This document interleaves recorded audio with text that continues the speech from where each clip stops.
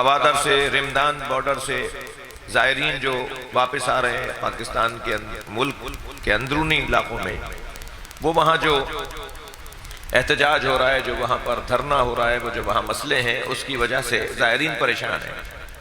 ٹھیک ہے، الحمدللہ کچھ آج شام کو پہنچ گئے ہیں، کچھ کی گاڑیاں روانہ ہو گئی ہیں، کچھ ابھی بھی پھنسے ہوئے ہیں. ہر علاقے کے جہاں جہاں گاڑیاں رکی ہوئی ہیں یا جہاں انہیں روکا گیا ہے، ہر جگہ کے اپنے مسئلے ہیں. یعنی وہ صرف ایک ہی مسئلہ نہیں ہے، ہر جگہ منظر کچھ اور ہے.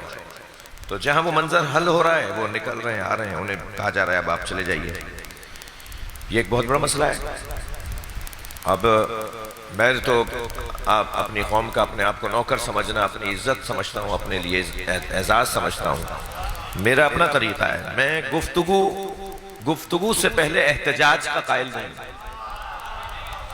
میں ہرگز یہ نہیں کہہ رہا کہ جو احتجاج کرتے ہیں وہ نہیں، مگر ایک طریقہ ہوتا ہے نا، وہ بھی شاید بہت اچھی بات ہے، بہت صحیح ہے، مگر وہ بقول شخص سے کہ وہ ان دوستوں کو سجتی ہے بات.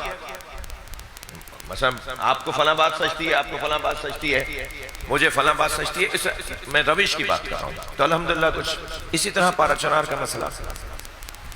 پارا چنار میں آج الحمدللہ معاہدہ ہو گیا، جنگ بندی ہو گئی، سفید پرچم اٹھا لیے گئے دونوں طرف سے.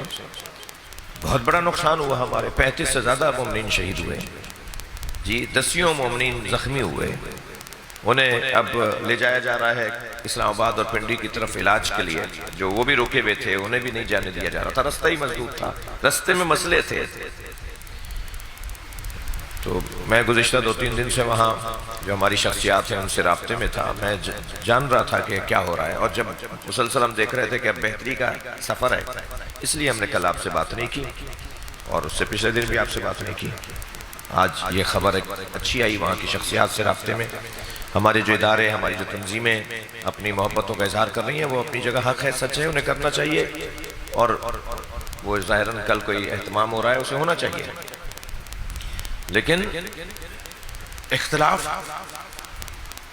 حل، تیسرا مرحلہ حل کیا ہے اختلاف کا اس فلاں مسئلے سے میں نے آپ سے اس کا بھئی تم کہہ رہے ہو میں نہیں مانتا، تو پھر کیا مانتے ہو؟ یہ نہیں تو پھر کیا؟ یہ صحیح نہیں تو پھر کیا صحیح ہے؟ صحیح ہے.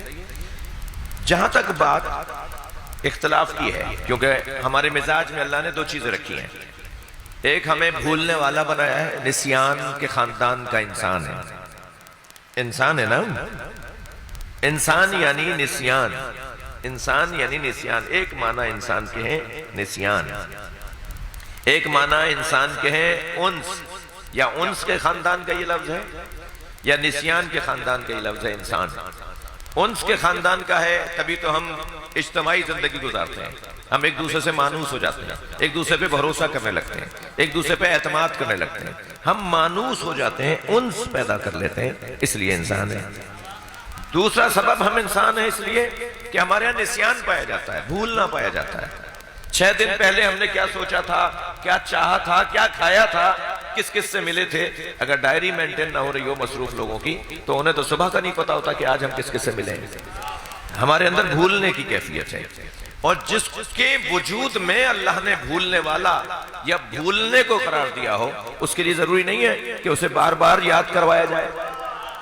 عزیزان اکرامی، وہی اذان جو فجر میں دی تھی، وہی ظہر میں، وہی مغربین میں. اذان بدل دو نا، مغرب کی اور کر دو. اچھا چلیں اذان کے اوپر تو شاید کوئی بھائی کہے کہ ہاں ہم نے صبح کی بدل دی ہے.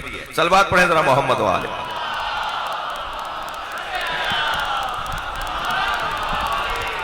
لیکن نماز وہی 2 رکعت فجر کی، وہی نماز دوبارہ ظہر میں پڑھیں گے 2 رکعت بڑھا کے، وہی عصر میں پڑھیں گے 2 رکعت بڑھا کر 4 رکعت. وہی نماز، وہی الفاظ. حتیٰ رکوع کا ذکر بھی بدلنے کی اجازت نہیں ہے، حتیٰ سجدے کا ذکر بھی بدلنے کی اجازت نہیں ہے، تشہد کو بدلنے کی اجازت نہیں ہے. سورہ الحمد کے بغیر نماز نہیں ہوگی. یا اللہ صبح بھی پڑھ لی تھی الحمد، کوئی اور سورہ پڑھ لے، کوئی اجازت نہیں ہے. خبردار وہی سورہ دوبارہ پڑھو. یعنی دن میں 5 مرتبہ ایک جیسی نماز پڑھنے پر کوئی اعتراض نہیں، 1 سال کے بعد عزاداری پر اعتراض.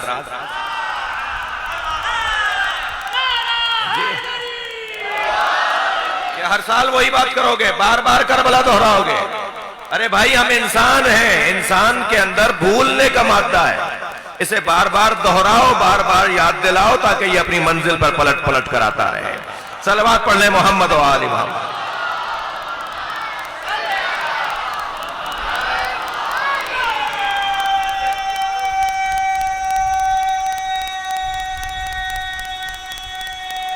ماشاءاللہ ساتھ دیجئے بھائی،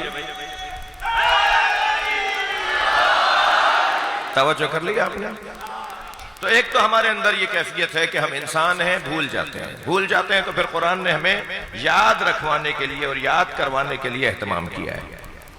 سورہ مبارکہ ابراہیم کی 5ویں آیت، پروردگار عالم ارشاد فرما رہا ہے وَلَقَدْ أَرْسَلْنَا مُوسَى بِآيَاتِنَا أَنْ أَخْرِجْ قَوْمَكَ مِنَ الظُّلُمَاتِ إِلَى النُّورِ وَذَكِّرْهُمْ بِأَيَّامِ اللَّهِ۔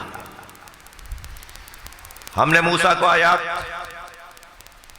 اپنی نشانیاں، تیاریوں کے ساتھ بھیجا ہے۔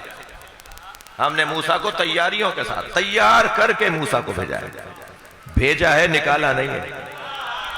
ہاں نکالے جائے ہوئے اور ہوتے ہیں، بھیجے گئے ہوئے اور ہوتے ہیں۔ اللہ نے نکالا بھی ہے کچھ لوگوں کو۔ اللہ نے شیطان کو نکالا تھا، آدم کو بھیجا تھا، اور جسے بھیجا جاتا ہے اس کے آنے کا انتظار ہوتا ہے۔ جسے نکال دیا وہ نکال دیا۔ ہم نے موسیٰ کو بھیجا ہے آیات کے ساتھ، کیوں؟ ان اخرج قومک من الظلمات الی النور، تاکہ وہ اپنی قوم کو ظلمتوں سے نکال کر، اندھیروں سے نکال کر نور کی طرف لے جائیں۔ تھک تو نہیں رہے میری باتوں سے آپ؟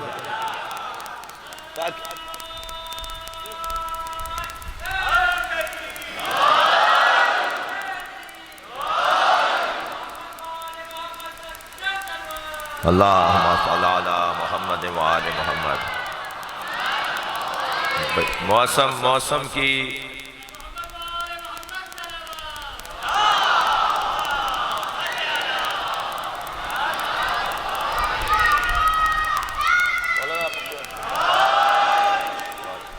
تشریف لائیے۔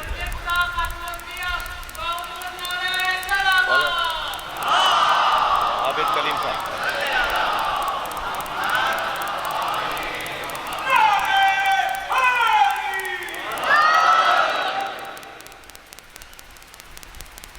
مولانا ہاشم غدیری صاحب، آیت اللہ حسن رضا غدیری صاحب کے فرزند، ایک بہت بزرگ عالم دین۔ حج کے سفروں میں مولانا کا ہمارا، میں نے ان سے استفادہ کیا، ساتھ رہے، بہت کچھ سمجھا سیکھا، اور بہت شفیق اور محبت فرمانے والی شخصیت مولانا ہاشم حفظہ اللہ۔ اللہ ان کی زبان میں بہترین خطیب، بہترین عالم، بہترین مبلغ، ان کے والد گرامی بزرگ عالم دین، اور بلکہ مولانا حسن رضا غدیری، آیت اللہ حسن رضا غدیری کی طبیعت ایسی ہو گئی تھی کہ انہیں محسوس ہو رہا تھا کہ میں شاید کسی بڑے حادثے کا شکار ہو جاؤں گا، تو انہوں نے تفسیر المیزان کے ترجمے کی نیت کی کہ میں اگر تفسیر المیزان کا، جو آیت اللہ عارف و سالک، عارف باللہ عالم دین، آیت اللہ العظمیٰ سید محمد حسین طباطبائی کی تفسیر ہے، تفسیر المیزان، اس کو پڑھنا فارسی میں اور عربی میں علماء کرام تشریف فرمائے ہیں، مولانا عابد کلیم رضوی حفظہ اللہ تشریف فرمائے ہیں، تو اس کا اردو ترجمہ مولانا نے شروع کیا، اور کئی جلدیں اس کی چھپ بھی چکی ہیں، اور مسلسل اللہ ان کو صحت و سلامتی عطا فرمائے۔ آیت اللہ حسن رضا غدیری کی سلامتی کے لیے، مولانا ہاشم، مولانا عابد کلیم رضوی کی، آپ سب کی سلامتی کے لیے بلندتر صلوات۔ اللہم صلی علی محمد۔